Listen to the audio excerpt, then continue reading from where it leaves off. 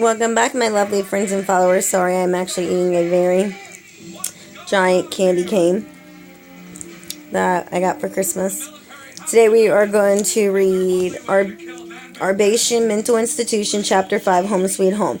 For those of you who haven't, you really should go back. I'm going to say you need to, but you should go back and listen to the other ones, or else this one's obviously not going to make any sense. So far, we have left off with a very sick man. Apparently, one of the guards went to see him, to check on him, and his window was sealed. And in this, she went inside to go closer and figure out who was in there. He had cut her open and removed her organs to climb inside her because he wanted to be reborn again, I guess is what you would call it. So right now, they have removed him from the woman. And we're going to see what happens. He's actually really sick. He doesn't acknowledge that he's actually killing them or hurting these people. He thought he was just climbing inside his mom, which is creepy. Nurse Penny exhales her smoke as staff drag Jefferson to her by his frail arms, his body severely beaten with his legs being completely broken, his head caved in with large indentions making small pockets of blood across his skull. They pause for a moment, holding the broken shell of a man. He looks up, begging for pity with his eyes. Penny smiles and leans in close to him. So you wanted to be in the womb again. Is that right, sweetie? That's all you wanted, right? Her botched makeup barely covering her acne scars. Jefferson smiles back and tries to nod his head, but the eggshell top of his head screams with pain every turn or movement. That's precious, love. Biting down onto the butt end, she reveals a dark smile. Do you know you can have birth defects and complications in the womb? Anophthalmia for one. I probably did not pronounce that right. I doubt you went to school for long, so I'll explain it to you. It's a defect when you are born without one or both eyes. Rare, but it does happen. Now, that isn't too common, but since you wanted to be born again, how about you come out different this time? No fun repeating the same thing twice, right, baby? She looks up at the guards and winks, turning around. A guard from each side position their thumb inward and push forward into Jefferson's eyes. He shakes uncontrollably, unable to yell through his cracked jaw. He chokes on spit and blood as they pull out their gooey fingers and continue to drag him out of the room. Jefferson jerks violently through muscle spasms. The body leaves a snail trail of body fluids as they drag him out. And don't forget Patricia when you get back. Add her to the pile. They can have seconds tonight. I guess they feed the dead bodies to the mental patients. I'm not really sure about that. Penny sits down in her squeaky chair and drops the cigarette and a cup of coffee. The burnouts spin in a slow circle of liquid energy as her face makes a grimaced expression in it. Why didn't you see his sheet? It was in the book, you dumb broad.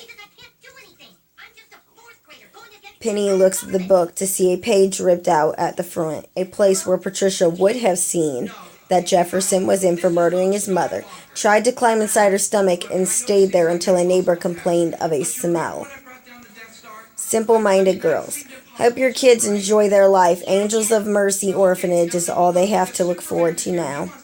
She looks up at Patricia's body being carried out and whispers, God, I love this job. Across the hall, a man turns away from his window and sits down on his bed, losing himself in his thoughts. To think that was completely normal here was no wonder not many talked back here. I witnessed Jefferson get beat by 3 guards from my room across the hall. Sure, he was a very sick man, but to be bludgeoned to death, I don't know if he deserved that. He was actually sick, not crazy like most people here. My name is Gil. I was across from Jefferson.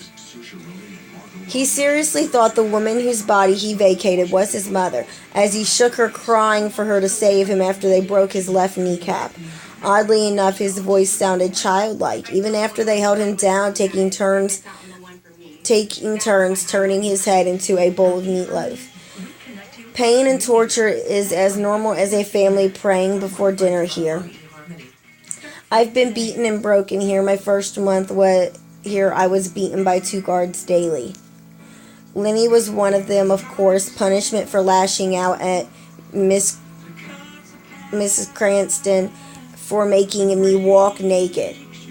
She never took her eyes off me as they threw me to the ground, bending their sticks on my rib cage. She had such a wicked smile. I didn't know it was routine here to walk a naked mile in a crowded place. A way of stripping you of pride, I suppose. Guess they wanted to make an example of me. They knew they only grew angrier when I couldn't feel the beatings. They couldn't understand how they could break me apart, leaving me sprawled on the floor like a lost puppet. The nightsticks broke my left eye socket into a pouch of dust while I taunted them, laughing like a madman. I was thrown into a room and left to starve for 5 days, nothing but murky water from an old sink to drink. When you're alone for that long and in a different kind of pain than usual, all you can do is think. And think I did. I burned their faces into my mind. I want to hurt them. I want them to bleed from every orifice. I want them to suffer to their very last breath. This place is a home of evil. I would sell my soul to get revenge if I believed the devil existed, but he doesn't. I've seen pure evil. It doesn't hide behind masks. It's in plain sight. The demons we call our staff, and maybe I belong here, but my sins have been overpaid if you ask me. I feel sick to my stomach, my legs feel weak, and my head feels light. Jefferson's death isn't what got to me, though. That was nothing to look twice at. You ever heard the expression, I die 1,000 deaths before so-and-so? I did. One day I said it, and for that simple expression, I'm paying for it. Every single night. I've been here for 2 years, but my nightmares started long before I got to this shithole. And that is the end of this one. Hopefully chapter 6 will explain why he's in here then.